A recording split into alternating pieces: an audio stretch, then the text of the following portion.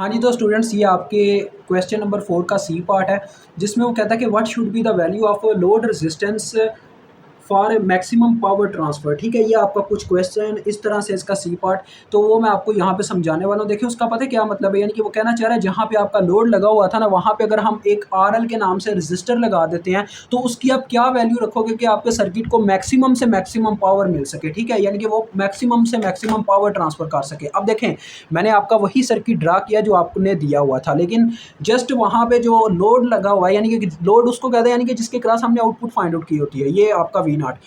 जहाँ पे 2 kilo ohm लगा था, वहाँ पे 2 के की जगह मैं आरएल के नाम से एक रजिस्टर रख दूंगा। ठीक है, ये देखें, आरएल के नाम से मैं एक रजिस्टर रख दूंगा और इसके क्रॉस आ गया वी नॉट वोल्टेज।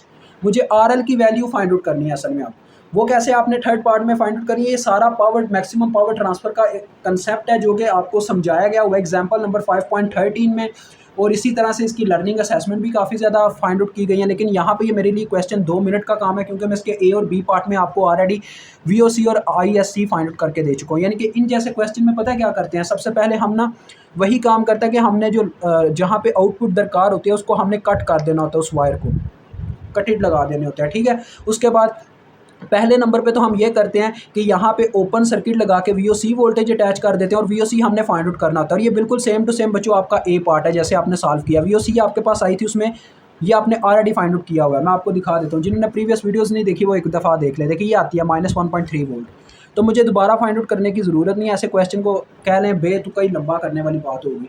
उसके बाद आपने क्या करना है, दूसरा फिर इसका पार्ट ये होता है, यानी कि ए पार्ट करने के बाद वीओसी आप फाइंड आउट कर लें, जब आर थेवेनिन नहीं फाइंड आउट करना है इसमें। ठीक है, वो ऑटोमेटिकली फाइंड आउट हो जाएगा जैसे ही आपने वीओसी फाइंड आउट कर लिया, यानी कि ओपन सर्किट लगा के। उसके बाद आपने शॉर्ट वायर लगा के आईएससी फाइंड आउट करनी है, यानी यहाँ पे नॉर्टन और थेवेनिन दोनों बाई बन के साथ साथ चलते हैं अपने मेथड्स में। तो आईएससी वो आपको शॉर्ट सर्किट करंट भी दिखा देता हूँ, यानी कि जो किस तरह से ये सर्किट आपको उस वक्त नजर आएगा, इस तरह से आपको नजर आएगा ये वाला सर्किट। ठीक है, आईएससी ऐसे शॉर्ट सर्किट वायर बन जाएगी। तो लिहाजा अब आप आईएससी निकालोगे, देखो आईएससी यहाँ पे आई थी -0.8 मिली एम्पेयर, तो ये आपको मिल गई।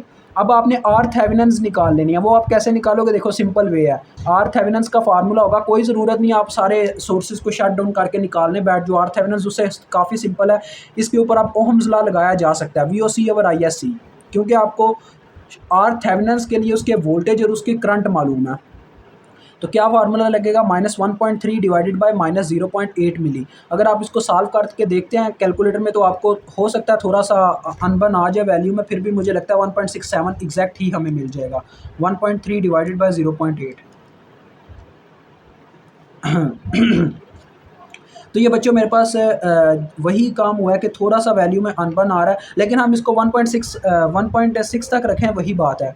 तो ये आ रहा है 1.6 किलो ओम। ठीक है, इतना ही रख लो, क्योंकि वैसे प्रीवियस में आपने 1.67 रखा हुआ है, तो इससे आपको कोई फ़र्क नहीं पड़ना चाहिए। आपका यहाँ तक अगर 2 आपके नंबर ठीक है ना, तो आपका क्वेश्चन में इतना फ़र्क नहीं डलता। आप 1.67 यहाँ पे लिख सकते हैं।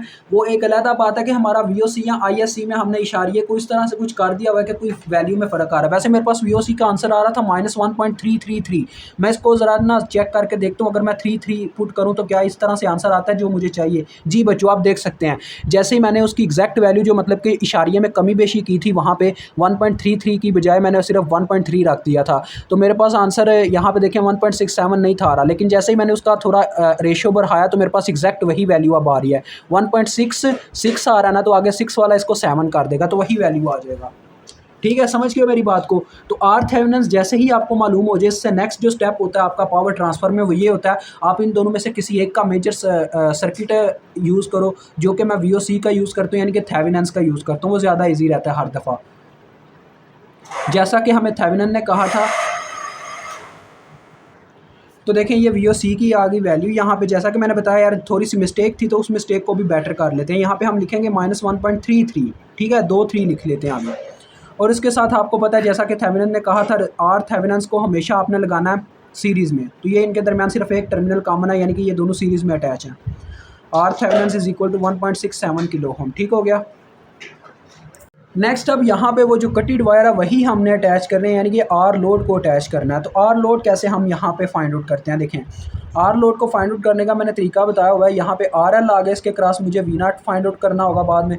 तो आर एल उसने पहले तो ये पूछा हुआ है what should be the value of R L. R L की हमने उसको वैल्यू बतानी है। बच्चों आपने पता है क्या करना है, ये जो मेजर सर्किट है ना, इसको आपने शट डाउन करके आर थेवेनिन की तरह आर एल को मालूम करना है। देखें अगर मैं इसमें सोर्सेज को शट डाउन करता हूँ, जब ये शट डाउन होगा तो मेरे पास क्या होगा, आर थेवेनिन कुछ ऐसे आपको नज़र आएगी लगी हुई, ठीक है। उसकी वैल्यू भी मैं मेंशन नहीं कर रहा, बस कंसेप्ट आपको देना है। और जहाँ पे आर एल लगी है ना, आर एल की वैल्यू को आपने वहाँ पे ऐसे ओपन सर्किट से फाइंड आउट करना है, जैसे आप क्वेश्चन के अंदर आर थेवेनिन पहले मालूम करते हो, ठीक है। इससे साफ जाहिर होता है R L direct are Thevenin के बराबर है। कभी कभार ऐसा भी होगा आपके कट कुछ ऐसे होंगे कि आर थेवेनिन के साथ भी कोई रेजिस्टेंस आ चुकी होगी सर्किट के अंदर, जैसा कि मैंने क्वेश्चन नंबर 3 में आपको करके दिखाया था। तो उस केस के अंदर फिर हमें ये मेथड से आर एल को एग्जैक्ट वैल्यू दे के फाइंड आउट करना होता है, ठीक है। मसला ये हो वहाँ पे आ रहा होता है, इसी वजह से मैं आप इस तरह से बता रहा होता हूँ कि ऐसे आर एल फाइंड आउट होता है। तो इसका मतलब एग्जैक्ट वैल्यू आर एल की क्या है, आर थेवेनिन के ही बराबर है, जो कि 1.67 है।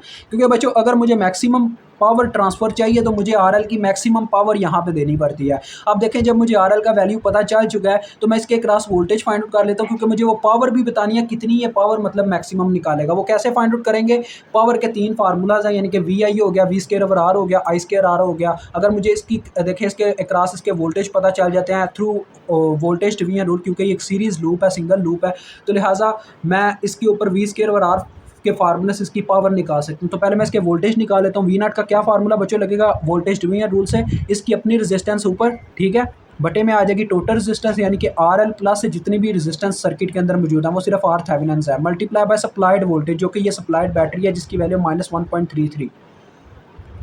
तो ये आपके पास देखो कितना आ रहा है, V not is equal to आपके सामने यार आर एल, ये सिंपल यार आपको वैसे ही पता होना चाहिए। आर एल की वैल्यू होगी हमारे पास 1.67 बटे में, यानी कि 1.67 प्लस 1.67, यानी ऐसे ही है, बटे में ऊपर 1 है तो बटे में 2 है। यानी इसको आप कैलकुलेटर पे वैसे सॉल्व करके देख लीजिएगा, ये आपके पास आ जाएगा -1.33 का हाफ।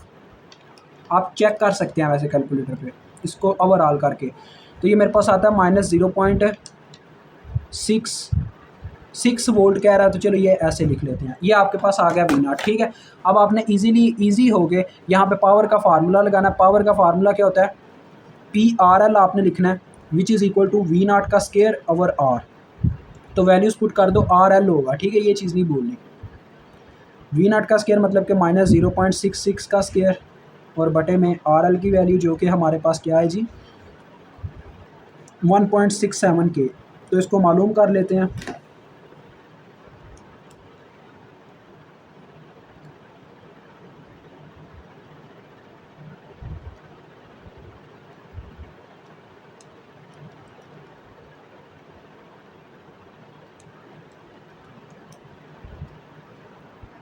वैल्यू मेरे पास जो इसकी वैल्यू आई है वो है 0.26 और साथ में किलो ऊपर आके मिली बन चुका होगा, मिली वाट। तो ये आपका आंसर है। 261 भी लिख सकते थे लेकिन ये 26 तक ही ठीक है, ठीक है। तो मुझे उम्मीद है आपको अपने क्वेश्चन का जवाब मिल चुका होगा। अभी मुझे इजाज़त दें, खुदा हाफिज़।